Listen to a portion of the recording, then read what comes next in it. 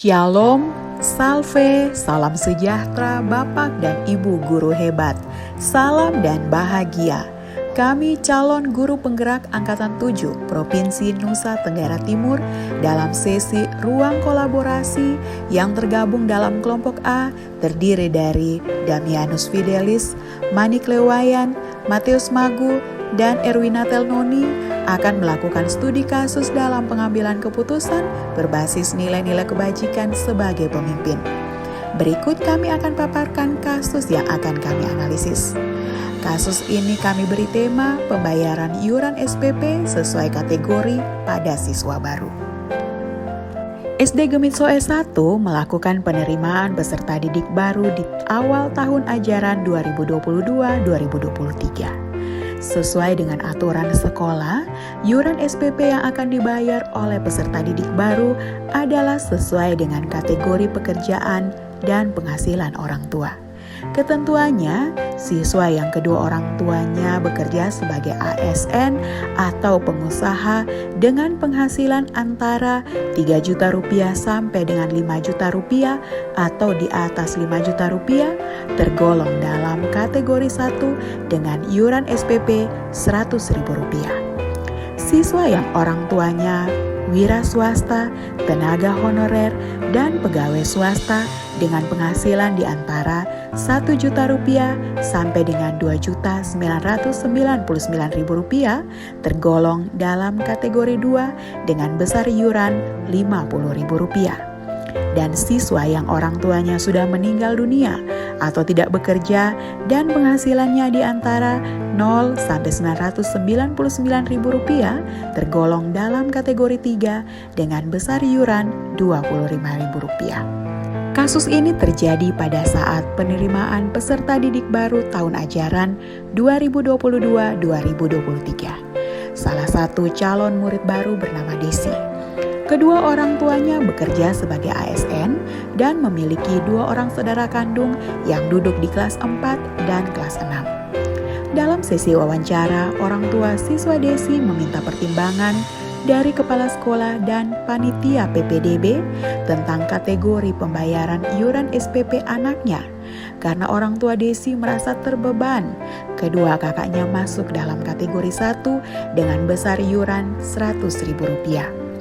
Orang tua Desi mengatakan bahwa anak ketiga ini mau dipisahkan dengan kakak-kakaknya bersekolah di sekolah negeri agar tidak membayar iuran SPP. Tetapi karena pertimbangan kesulitan dalam mengantar jemput dan keinginan agar ketiga anaknya mudah dikontrol, maka anak-anaknya digabungkan di satu sekolah. Orang tua Desi meminta agar anaknya mendapat keringanan dengan masuk kategori 2. Setelah mendengar usulan dari orang tua Desi, kepala sekolah mengajak rekan panitia PPDB untuk membahas masalah ini dalam rapat bersama.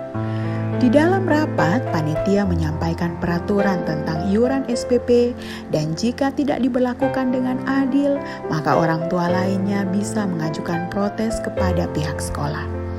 Kepala sekolah lalu mengajak panitia PPDB untuk melihat fakta yang dihadapi orang tua dan mempertimbangkan kembali tentang kemungkinan subsidi silang antara siswa kategori 1, 2, dan 3. Dengan menganalisis fakta-fakta yang ada dan pertimbangan-pertimbangan kemanusiaan, maka disepakatilah siswa Desi diterima dengan iuran SPP kategori 2 dan keputusan ini juga diberlakukan bagi siswa lain jika ditemukan masalah yang sama. Berdasarkan kasus ini, kami akan melakukan analisis studi kasus dalam pengambilan keputusan berbasis nilai-nilai kebajikan sebagai pemimpin. Paradigma yang kami gunakan dalam studi kasus pilihan kami adalah keadilan lawan rasa peduli. Dalam paradigma ini, pilihannya adalah antara mengikuti aturan tertulis atau tidak mengikuti aturan sepenuhnya. Kita bisa memilih untuk berlaku adil dengan memperlakukan hal yang sama bagi semua orang, atau membuat pengecualian dengan alasan kemurahan hati dan kasih sayang. Terkadang memang benar untuk berpegang teguh pada peraturan, tetapi terkadang membuat pengecualian juga tindakan yang benar. Prinsip yang mendasari pilihan pengambilan keputusan yang kami ambil adalah berpikir berbasis rasa peduli. Prinsip ini memberikan batasan pada tindakan kita dan lebih peduli pada kepentingan orang lain dan melibatkan rasa empati. Dalam tahapan pengujian terhadap studi kasus pilihan kami menggunakan 9 konsep pengambilan dan pengujian keputusan. Yang pertama, dalam kasus ini, nilai-nilai yang saling bertentangan adalah komitmen lawan kepedulian. Yang kedua, yang terlibat dalam situasi ini adalah orang tua murid, panitia penerimaan peserta didik baru, dan kepala sekolah.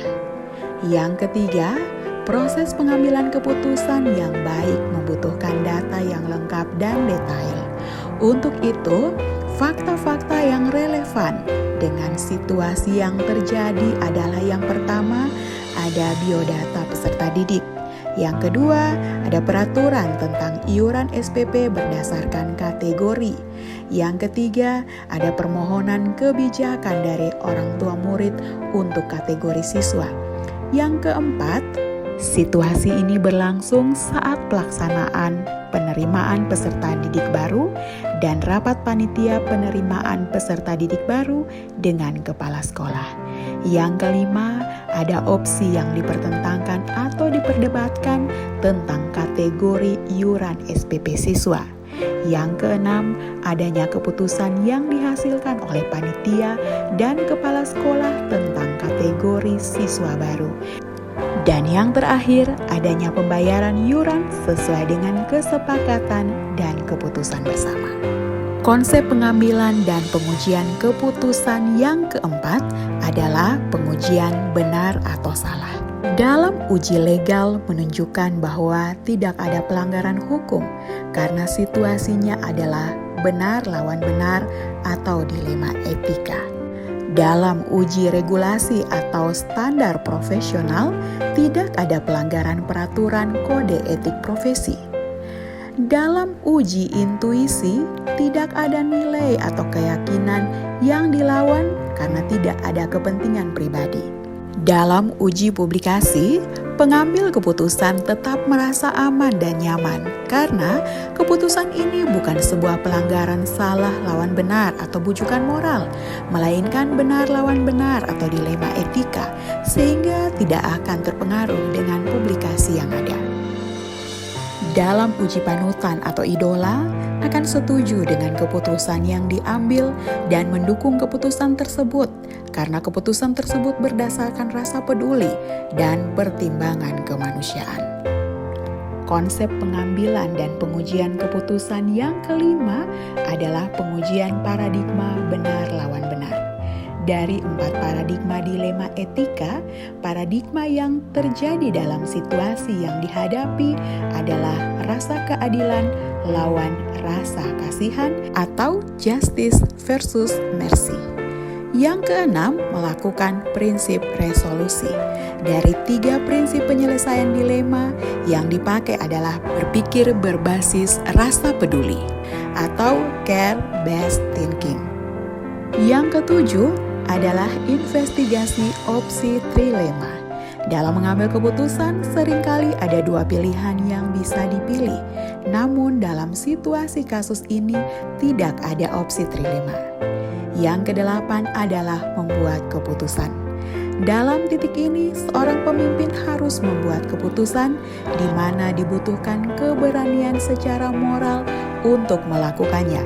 Keputusan yang diambil dalam kasus ini adalah yang pertama, menghargai usulan dan permohonan orang tua. Yang kedua, membuat keputusan bersama. Yang ketiga, menerima hasil keputusan. Dan yang keempat, melakukan hasil keputusan. Bagian yang ke-9 adalah ketika keputusan sudah diambil dan seorang pemimpin perlu melihat kembali proses keputusan yang telah diambil. Dalam situasi pada kasus ini, kita perlu melakukan evaluasi. Kita perlu melihat kembali keputusan, kemudian merefleksikannya. Pada situasi ini, perlu dievaluasi. Jika pada akhirnya keputusan ini berguna atau berdampak positif bagi sekolah dan lingkungan atau masyarakat, maka dapat dijadikan acuan dalam pengambilan keputusan selanjutnya.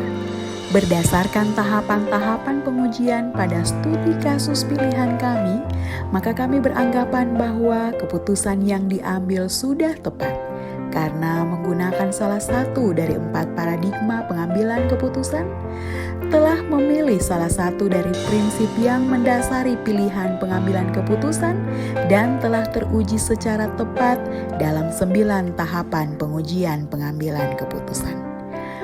Hal-hal yang menarik atau tak terduga yang ditemui dalam menganalisis studi kasus pilihan kami adalah panitia penerimaan peserta didik baru sebenarnya tidak menerima permohonan orang tua karena takut diprotes oleh orang tua murid lainnya. Dan kasus ini juga berdampak pada diterapkannya subsidi silang dan keputusan yang diambil juga berdampak pada siswa lainnya yang memiliki masalah yang sama. Nah, demikian tadi analisis studi kasus kami dalam pengambilan keputusan berbasis nilai-nilai kebajikan sebagai seorang pemimpin. Semoga apa yang telah kami paparkan berguna untuk kita semua sebagai seorang pemimpin pembelajaran. Salam dan bahagia.